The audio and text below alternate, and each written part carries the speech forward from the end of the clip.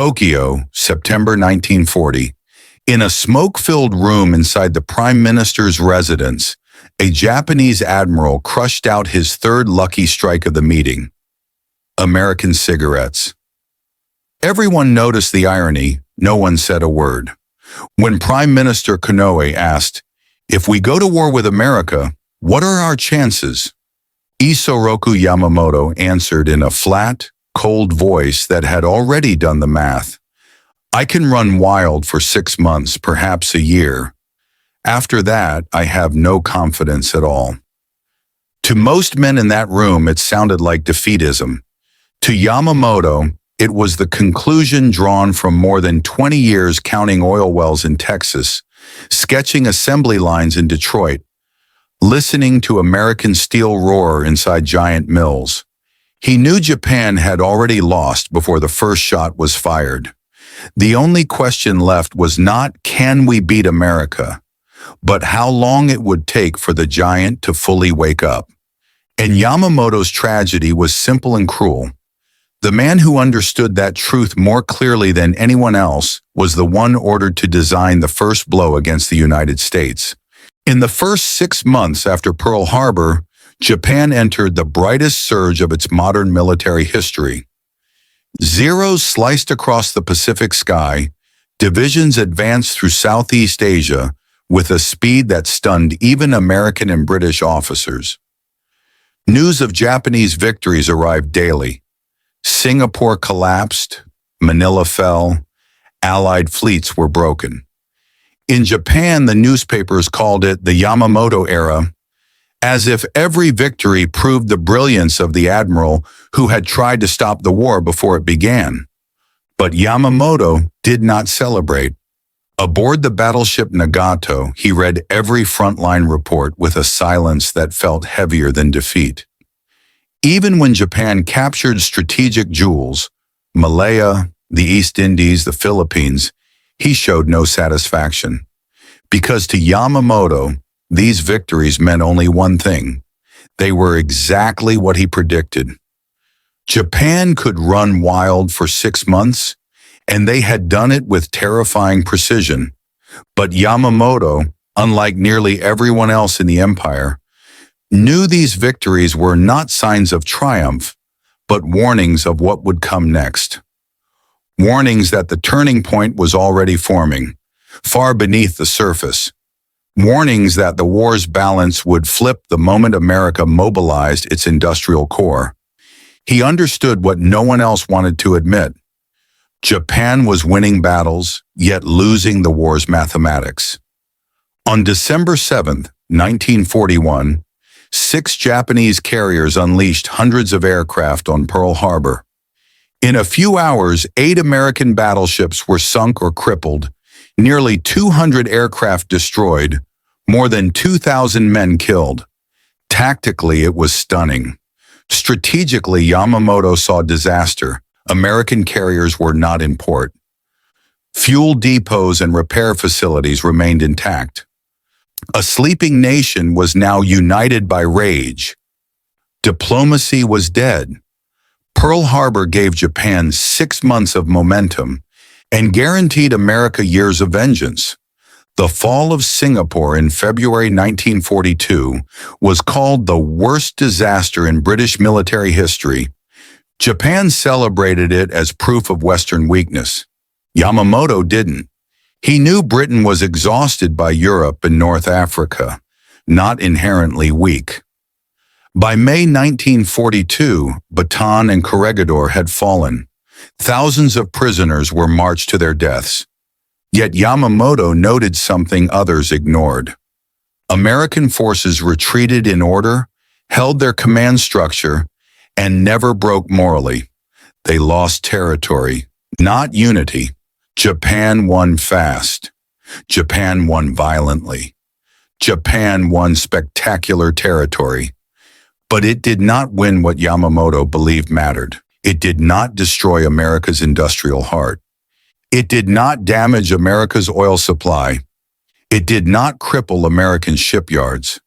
It did not touch the factories that would soon bury Japan under steel and fuel.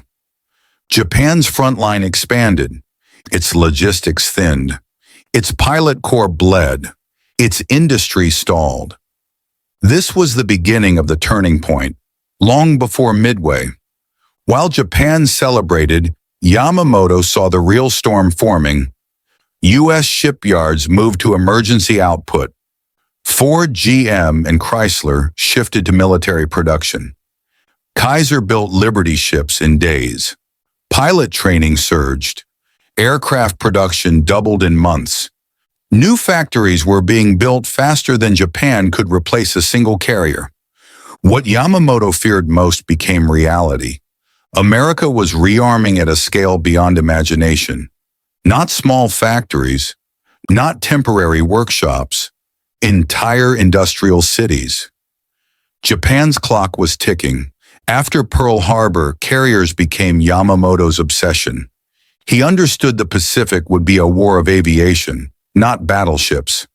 But Japan faced three fatal problems. The American carriers escaped Pearl Harbor.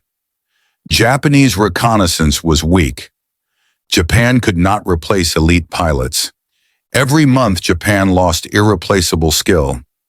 Every month, America trained replacements by the thousands. Time was not on Japan's side. In May 1942, Japan tried to seize Port Moresby. American codebreakers intercepted. The Battle of the Coral Sea ended with both sides bloodied. Japan lost Shoho, heavily damaged Shokaku. Zukaku lost its air group. The U.S. lost Lexington. But the key point, Japan's carriers would not be ready for the next battle. This forced Yamamoto into a desperate decision. Yamamoto planned Midway not to win the war, but to delay defeat.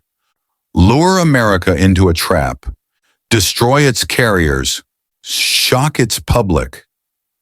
Force negotiations before U.S. industry peaked. But five things doomed Japan. America broke JN-25. Japan lacked two carriers after Coral Sea. America repaired Yorktown in 72 hours. Japan's plan was overly complex. U.S. radar gave decisive warning. June 4, 1942 would decide everything. American torpedo bombers died almost to the last aircraft. Their attack failed, but it forced Japan's carriers into a vulnerable state for just long enough. At 10:22 a.m., dauntless dive bombers found the Japanese fleet. In 5 minutes, Akagi burning, Kaga burning, Soryu burning. Here you fought back, but by nightfall, she too was gone. Japan's elite carrier force, its strategic heart, was destroyed. On the battleship Yamato, Yamamoto received the report in silence.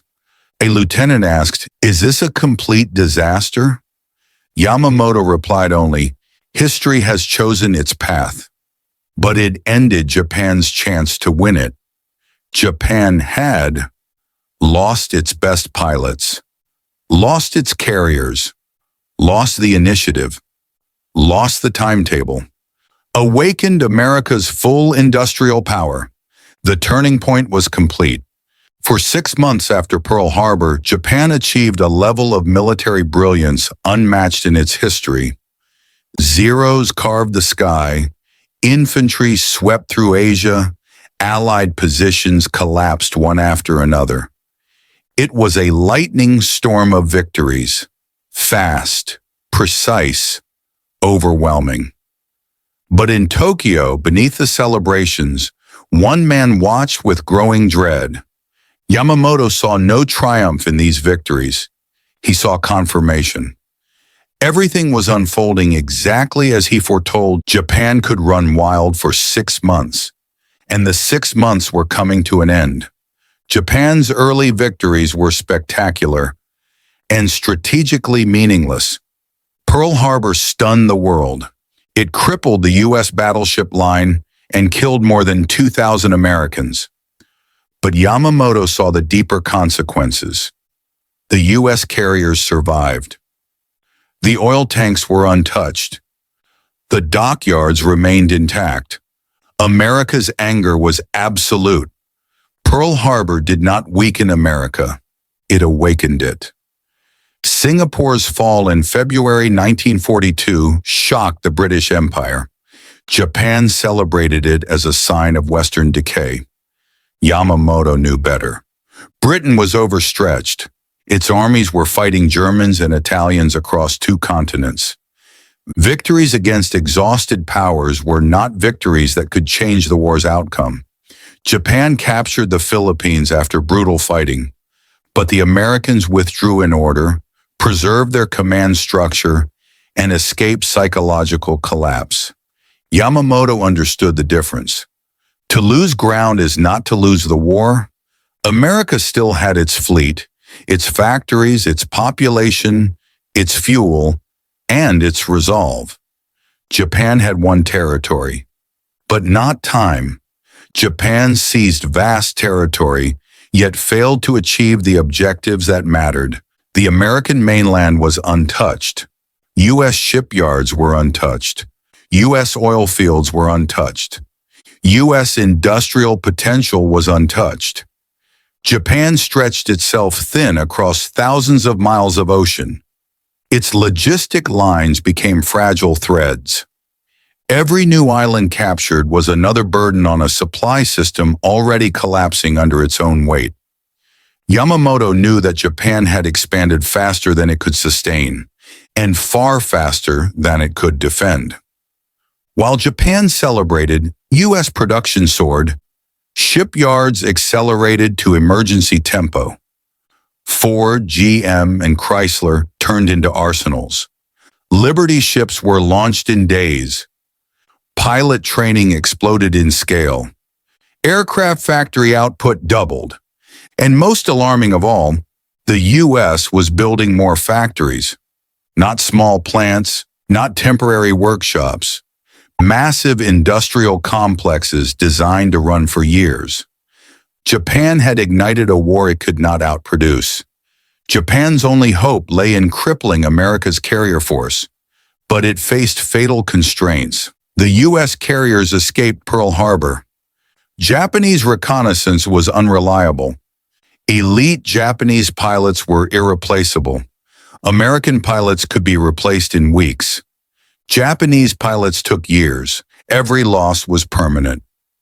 In May 1942, Japan attempted to seize Port Moresby. U.S. codebreakers intercepted the plan. The Battle of the Coral Sea was the first carrier versus carrier battle in history. Japan sank the Shoho. Shokaku was heavily damaged. Zukaku lost most of its air group. The U.S. lost the Lexington. Tactically mixed, strategically decisive. Japan could not repair or rearm in time for the next battle. Yamamoto understood what that meant. The decisive clash he had tried to delay was now inevitable. Yamamoto never wanted Midway, but he saw no alternative. It was Japan's last chance to lure the American carriers, destroy them in a single stroke, shock Washington, force a negotiated peace before U.S. industry peaked. But Midway collapsed before it began. America had broken Japan's naval code. Japan lacked 2 carriers due to Coral Sea. The U.S. repaired Yorktown in only 72 hours. Japan's plan was overly complex and divided its forces. U.S. radar provided early warning and coordination. The stage was set for disaster. Japan's first strike hit Midway. American aircraft scrambled in chaotic waves. Torpedo squadrons attacked and died almost entirely. Their sacrifice bought 20 minutes. 20 minutes in which Japanese decks were cluttered with fuel hoses, bombs, and half-rearmed planes. Those 20 minutes changed the war. American SBD Dauntless dive bombers appeared from clear skies. At 10:22, Akagi burning, Kaga burning, Soryu burning. A lifetime of elite training vanished in flames. Japan's carrier power, its strategic backbone, was annihilated. Hiryu struck back and damaged Yorktown, but she too fell by nightfall. On the battleship Yamato, Yamamoto received the news in silence. A young officer asked, "Is everything lost?" Yamamoto said only, "History has chosen its path, but it had lost the ability to win it." Japan lacked pilots, carriers, fuel, industrial depth, time. America gained momentum, mastery of intelligence, technological edge, overwhelming production capacity. Midway sealed the turning point. The Pacific War shifted from Japanese offense to Japanese survival. Guadalcanal was not a battle. It was a grinder, a test of supply chains, fuel, pilots, and endurance. Japan fought fiercely, but U.S. logistics were superior. U.S. artillery was constant. U.S. air cover grew stronger. U.S. reinforcements arrived endlessly. Japan sent elite units. They died. Japan sent more. They starved. The pattern repeated until there was nothing elite left to send. Guadalcanal proved Yamamoto right. Industrial war crushes valor. While others clung to hope, Yamamoto saw the truth. Japan's losses were irreplaceable. America's losses were temporary. Carrier warfare favored the side with factories. Fuel mattered more than bravery. Logistics mattered more than spirit. Mathematics mattered more than slogans. He had warned them. They ignored him. Now the war was simply fulfilling his prediction. 6 months of glory, years of collapse. Japan still held territory, but it had lost the war's rhythm. America surged forward with new carriers, new pilots, new radar, new codes, new fuel, new factories. Japan fought bravely. But bravery could not stop arithmetic. The turning point was over. The path ahead was inevitable. After Midway, the Pacific War entered a different age. On maps, Japan still controlled an empire stretching from Manchuria to the Solomons. On paper, its defensive perimeter looked immense, almost unbreakable. But the map was a lie. Inside every ship, every airfield, every supply depot, the truth was far colder. Oil reserves shrinking. Transports sinking faster than they could be built. Veteran pilots dying with no replacements. Factories starving for steel, aluminum, and fuel. Frontline troops hungry, sick, exhausted. Japan looked powerful on the surface, but inside something vital was dying, and Yamamoto, more than anyone, could see it. He was now living inside the prophecy he made years earlier.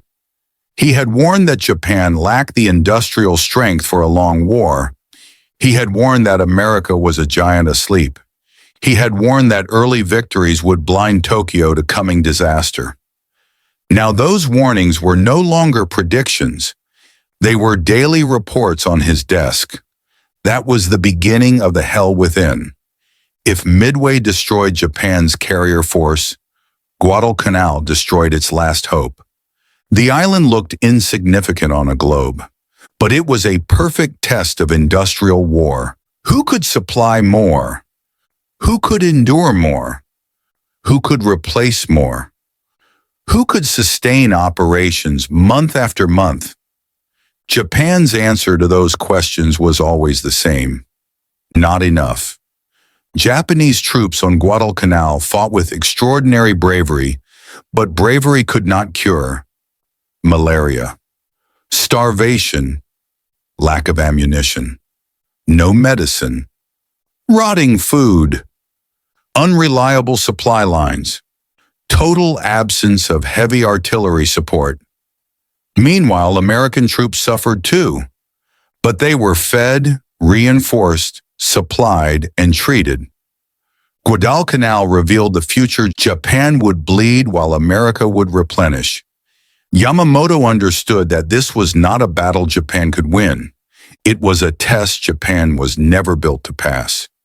Inside the Solomon Islands jungle, Japanese soldiers lived in a nightmare no slogan could soften.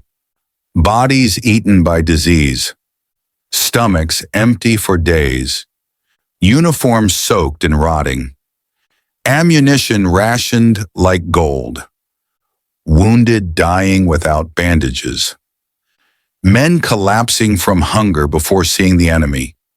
The Empire told them they fought for honor. Reality told them they had been sent into a war the nation could not support.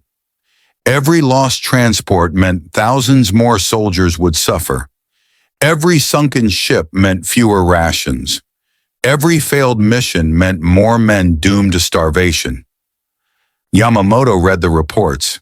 He knew these soldiers were dying not from enemy fire, but from the very structure of Japan's war effort. That was another layer of the hell within. Japan's economy could not produce enough transports. Worse, the ones that existed were unarmored civilian ships turned into supply vessels. The U.S. submarine force began tearing them apart. Convoy after convoy vanished beneath the waves. For every ship sunk, Yamamoto knew the consequences. Aircraft would not arrive. Fuel would not arrive. Artillery shells would not arrive. Food would not arrive. Japanese soldiers did not starve by accident. They starved because the empire could not protect what fed them. And for Yamamoto, each new X on the logistics charts felt like a quiet verdict on the war's future. Frontline soldiers suffered physically. Yamamoto suffered intellectually and morally. Every morning he read, fuel consumption, pilot losses, aircraft shortages, American production estimates, shipbuilding rates, submarine sinkings, industrial output comparisons. Every column of numbers pointed to one truth: Japan could not win. He had said it before the war. He saw it confirmed during the war. He lived it every day after Midway. Yet he could not resign. He could not refuse orders. He could not stop the war. He could only continue to lead forces toward an outcome he knew was mathematically hopeless. That is a unique kind of torment, to understand the future, yet be powerless to change it. Japan was entering the stage of the war where statistics became lethal. Yamamoto read them like a man reading a medical chart of a dying patient. Oil reserves dwindling. Refinery output collapsing. Pilot training limited. Aircraft production stagnating. Transports destroyed faster than built. Submarines overwhelming supply lines. The U.S. producing planes, ships, and tanks on an impossible scale. He once calculated American industrial potential while standing inside the factories of Detroit and Texas. Now he watched that potential turn into reality, and into Japan's nightmare. Inside Japan, Yamamoto was distrusted by extremists. He studied in America. He admired American engineering. He spoke well of Americans. He warned against war with the U.S. To the militarists, that made him suspicious. Yet among Americans who knew him personally, intelligence officers, admirals, diplomats, he was respected as the one Japanese leader who truly understood them. A strange, isolating paradox, condemned at home for knowing America too well. Respected by America for understanding it too clearly, this emotional isolation deepened the hell within. Throughout late 1942 and early 1943, Yamamoto visited forward bases, Rabaul, Truk, airfields carved from jungle, destroyer squadrons running on fumes. He saw younger pilots, fewer veterans, older aircraft, dwindling fuel, shortages of parts, exhausted maintenance crews. He told officers, "Preserve your pilots. Every death costs 5 years of training. Do not waste them in hopeless attacks." He said the words. but he knew they could not change the battlefield's arithmetic. Japan was losing its elite airmen faster than it could train replacements. It was a slow-motion collapse. By 1943, Japan faced a question it refused to confront. Continue fighting for honor or face the truth and negotiate? The political and military leadership chose honor. Yamamoto saw truth. He knew every additional month of war meant more pilots lost, more soldiers starving, more ships sunk, more civilians exposed. No possible path to victory. But he was a soldier in a system that worshipped obedience. So he stayed and carried out a war he knew was unwinnable. That moral conflict was perhaps the deepest hell within. By early 1943, Yamamoto decided to visit frontline units again, to encourage pilots, to see the damage firsthand, and perhaps to share their fate. Multiple officers later said he seemed less cautious, almost accepting of danger. Whether consciously or not, he walked toward destiny. In April 1943, he boarded a G-4M bomber for another inspection tour, a journey that would intersect with American code-breaking, long-range fighters, and wartime vengeance. His physical death was near, but his internal death, the death of hope, the death of strategic possibility, had already happened long before. That was the final shape of the hell within. By early 1943, Japan still held a vast defensive perimeter, an empire that stretched across thousands of miles. On maps, it looked formidable, but maps hide weakness. Yamamoto no longer judged the war by territory. He judged it by fuel consumption, ship losses, aircraft shortages, and industrial output. And every chart, every report, every number confirmed what he had foreseen long before the war began. Japan was losing a contest of production, logistics, and time. Oil shipments were shrinking. Pilot losses were catastrophic. Factories lacked raw materials. Transports were disappearing under American submarine attacks. The empire still looked whole from a distance, but its internal organs were failing. Yamamoto understood that Japan had entered the final phase of the war, a phase in which defeat would come slowly, mathematically, and relentlessly. Japan's high command still spoke of reversing the situation. They imagined one great victory, one decisive battle, one shock that could force America to negotiate. Yamamoto saw fantasy. He pointed to numbers, calmly, quietly. The U.S. had replaced the Pearl Harbor losses twice over. American pilot training dwarfed Japan's. U.S. oil production was beyond comparison. American factories were expanding even during wartime. U.S. shipyards were launching vessels faster than Japan could sink them. This was not pessimism, it was arithmetic. In a war of mass production, Japan was fighting a giant with an endless supply of steel, fuel, and manpower. The war was no longer a clash of navies. It was an execution carried out by industry. On April 14, 1943, the Japanese Navy announced Yamamoto's inspection tour of frontline bases in the Solomons.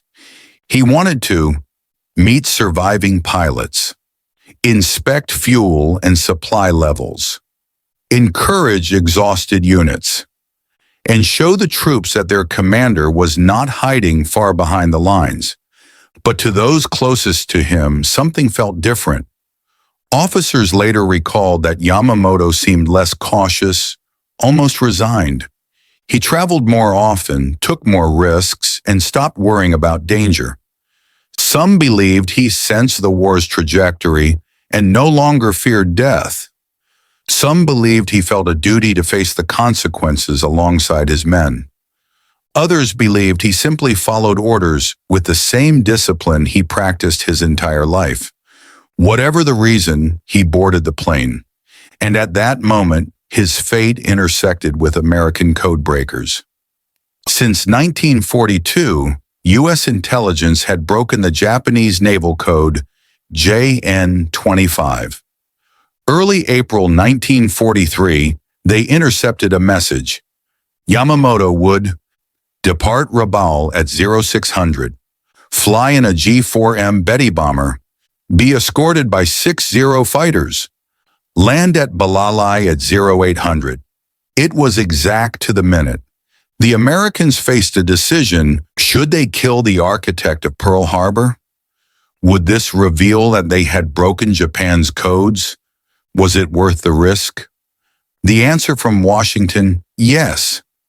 Yamamoto was not just a commander.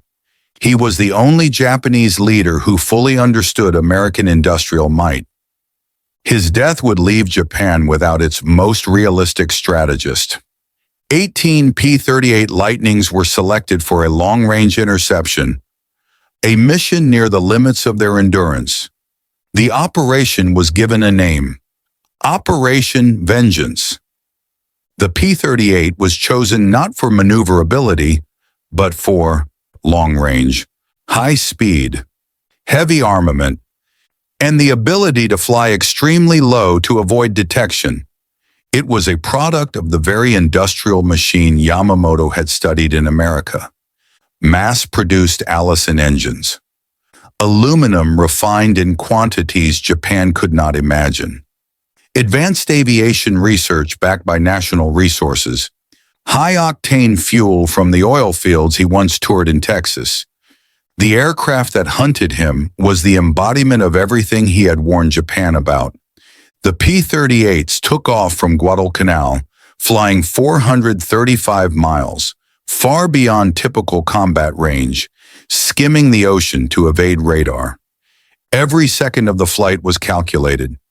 Every mile was a demonstration of American precision. Ironically, it matched the precision with which Yamamoto once evaluated American potential. At 0934 hours, the Americans saw the incoming formation. A P-38 pilot radioed, "Visual contact! Target in sight!" Moments later, the sky erupted. The Zeros fought desperately, but the P-38s dove faster and struck harder. Yamamoto's G-4M was hit. The bomber spiraled down into the jungle of Bougainville. When search teams found him, he was still seated upright, hand resting on his sword. A commander who had met the end without turning away. His final journey lasted only minutes. His final prophecy had taken years to unfold. Admiral Manechi Koga replaced him, capable, loyal, disciplined, but without Yamamoto's deep insight into America. He had never walked Detroit's assembly lines. He had never watched Texas oil pumps. He had never studied American psychology firsthand. Without Yamamoto, Japan drifted into darker illusions. The months that followed, Gilbert's, Marshall's, the Marianas, showed the cost of losing the one man who understood the true nature of the war. Japan fought bravely. America fought endlessly. And only one of those was sustainable. In the last 2 years of the war, American industry unleashed its full potential. 300,000 aircraft, more than 140 carriers, 33 million tons of shipping, B-24 bombers rolling off the line every 63 minutes, fleets of B-29s crossing the Pacific, mass-produced weapons, fuel, vehicles, radar systems. A machine the size of a continent had awakened. Japan could not match it. Japan could not slow it. Japan could only endure it. This was the world Yamamoto had seen coming in the 1920s, a world in which industry was the true battlefield. When B-29s appeared over Tokyo, the prophecy was complete. Yamamoto had once walked through the American factories that produced aluminum, engines, precision instruments, advanced fuels. Now he would have recognized each sound of the air raid, the deep drone of heavy bombers, the thunder of incendiaries, the collapse of wooden suburbs, the inability of Japan to respond. Japan lacked radar, fuel, aircraft, and pilots. America had all of them in overwhelming quantity. On August 6, 1945, the atomic bomb fell on Hiroshima. Three principles Yamamoto had preached converged in one flash: America's unmatched scientific capability, America's limitless industrial investment, America's determination once provoked. The bomb was not magic. It was the ultimate product of industry, science, and national will. The same forces Yamamoto had tried to warn his government about long before the war. When Nagasaki fell 3 days later, Japan's leaders finally understood what he had seen from the beginning. They had never truly understood their enemy. In declassified documents and memoirs, American officers spoke of him with respect. Ellis Zacharias: Yamamoto understood America better than most Americans. Nimitz: he was a strategist, not a fanatic. American intelligence officers said, "We killed the one man who might have ended the war sooner." And Japanese officials, after the empire fell, admitted, "He spoke truth. We believed in illusions." The tragedy was complete. After Japan's surrender, investigators found unsent letters in Yamamoto's personal effects, one to the emperor, one to his successor. Several private reflections. They contained the same warnings he had spoken for 20 years. Japan lacked the oil. Japan lacked the steel. Japan lacked the industrial base. Japan lacked the time. Morale could not substitute for production. Spirit could not compensate for fuel. In one striking passage he wrote, "Every ship we lose, they replace with 3. Every aircraft we shoot down, they replace with 10. Every gallon of fuel we burn, they have 1,000,000 more. We are not fighting a nation. We are fighting an industrial continent." It was not bitterness. It was truth. Historians now see Yamamoto not simply as the architect of Pearl Harbor, but as one of the rare strategists who understood the nature of 20th century conflict. War is powered by industry. Oil is the blood of modern armies. Production speed determines victory. Technology multiplies force more than courage can. He understood that modern war is not won by decisive battles, but by decisive economies. December 7th, 1941. Pearl Harbor, June 4th, 1942, Midway. Exactly 6 months. 6 months of Japanese dominance. 6 months of victories across half the Pacific. And then the collapse began. Yamamoto's warning had been perfect. No one knows what Yamamoto thought in the last seconds of his life, but his writings suggest he felt no surprise. He had warned them. He had calculated the outcome. He had seen the shape of the future long before others did. His tragedy was not miscalculation, it was clarity. He understood a war that his nation insisted on misunderstanding. In the end, Yamamoto did not lose to American admirals. He lost to American industry, the same force he had tried and failed to get his country to respect. That is the final reflection. A man caught between truth and loyalty, between foresight and duty, between what he knew and what he was forced to do. A life shaped by prophecy, a death shaped by destiny, and a war shaped by mathematics.